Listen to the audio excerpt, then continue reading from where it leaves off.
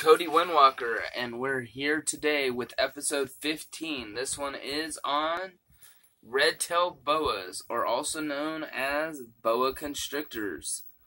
Now, my specific boa constrictor is actually from Colombia, so we'll be speaking more specifically on the Colombian brand. So when you hear the scientific name, I don't need to be corrected. That is the correct name for the Colombian Red Tail. Now, they're a tropical snake. They're through North, Central, and South America. North America, realistically, is only in the South where people have stupidly released their snakes thinking, oh, it's the jungle and it ain't going to do nothing. Turns out it did something. I would consider this an intermediate snake. It's not really I wouldn't consider it a beginner snake just because of how big they get. I don't want to encourage people to get snakes and then get rid of them when they get too big. Because, for instance, there's a video you can look up in YouTube. I think it's called, you find it under Big Mama the Snake. And this guy was hired to figure out what's killing all the pets in this trailer park. And it turned out to be a 13-foot boa constrictor that was living underneath the trailers. Hatchlings, they're about 8 inches to a foot long when born. That's them born. Females will commonly get 6 to 8 feet. Males will commonly get 5 to 7 feet. But for the record, it is very common for them to get 10 plus feet long. So don't be scared when you find out.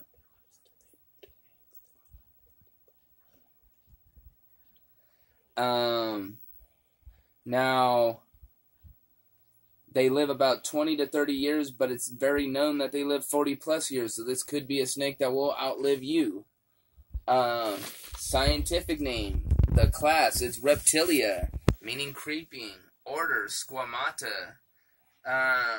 Suborder, Serpentis. Family, Boidae.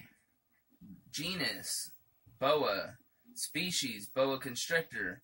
And the Columbian red tail is actually called boa constrictor constrictor. One of my favorite snakes. I was super stoked to be able to get one. I had another one. This is a beautiful girl. She was a rescue, so you may see several scars on her. We're not sure what had happened, but it looked like she was left in with a rat, and they weren't paying attention, so the rat was taking bites out of the snake. Never leave live food in with a snake. Doesn't matter. A snake is not tougher than a rat. Rats are actually very aggressive. A very common pet. Most pet stores carry them, actually. Basking temperature needs to be between 85 and 90 degrees.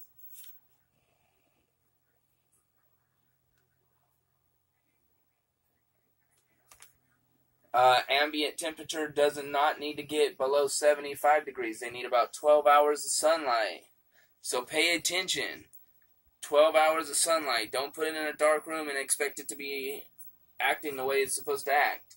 Humidity. It actually needs pretty high humidity. It needs 60 to 70% humidity. Substrate, as you can see in there, is coconut fiber. It is a little dry right now, but we mist it daily. Food, it essentially eats rats, rodents, rabbits, chickens, pigs, essentially whatever you can find when they get large. One about this size would need about a large rat every week. So keep that in mind. When they get 10 feet and they're the diameter of a frisbee, a small frisbee, then you're going to have to feed them stuff bigger, like large rabbits or pigs. I personally do not feed any of my snakes large rabbits of any sort. I love rabbits too much, and they scream when they die. So it's a little traumatizing. In the wild, they will essentially eat anything that is on the meal plan if they feel like they can get it down. Behavior, they tend to be semi-aggressive. You need to hold them daily or they will not like you. Fresh water, make sure they have fresh water. You can see the water dish is fresh water in there. We make sure that they have fresh water daily. And like I said, hold them often. That means as often as you possibly can. They will love you. Like I said, my fun fact for this video was that 13-foot python living in that trailer park. I thought it was very, very cool to me. I feel bad that people lost their pets, but here's the reality. I grew up in the country and the mountains. If you have animals and you let them run loose and they get in other people's yards, they're a nuisance. They're not a pet at that point. So these people let their dogs run around this trailer park, and this snake essentially made them meals. And like I said, that snake got about 13 foot long. I don't know if it's still alive. I will check into it actually after I post this video. They get their name because of their tail. It has a red tint to it. Some of them are more predominant than others. I know Peruvians have a really beautiful tail color. As far as conservation, they're the least concerned. They're not all that threatened. There's plenty of them. They procreate regularly, so there's enough of them, so they're not worried.